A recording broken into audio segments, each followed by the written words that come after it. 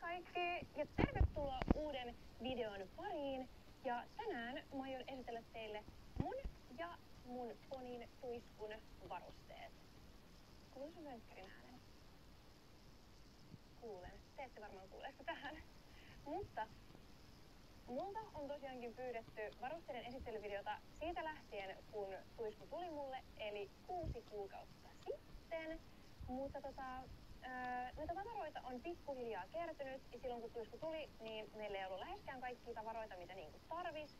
Mutta nyt mä voin sanoa, että meiltä löytyy aika lailla kaikki tarpeellinen. Niin nyt mä kuvaan tämän videon. Eli eihän siinä mennyt kuin 6 kuukautta, että me saatiin hankittua kaikki tarpeellinen. Ja nytkin itse asiassa meidän pitäisi ostaa uusi ehtosato, koska toi meidän vanha... Mutta ai niin, hyvää juhannusta kaikille. Mä vietän juhannuksen vaan kotona ja kuvaan tän videon ja sitten mä kuvaan videon, jos tallilaiset pelaa lattian laavaa tallilla.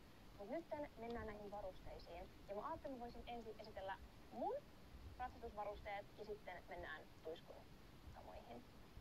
Eli ihan ensimmäisenä tässä on mun kaikista vanhin kypärä. Tää on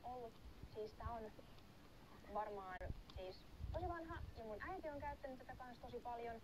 Ja tämähän on mulle siis sen jälkeen kun äiti on käyttänyt tätä, niin tää istuu mulle tälläin.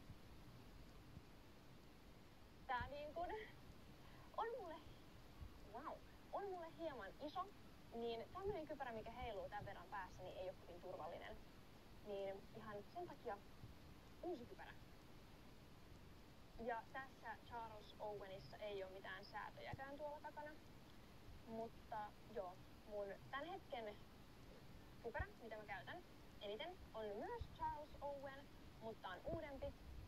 Ja se on tällainen. Oottakaa.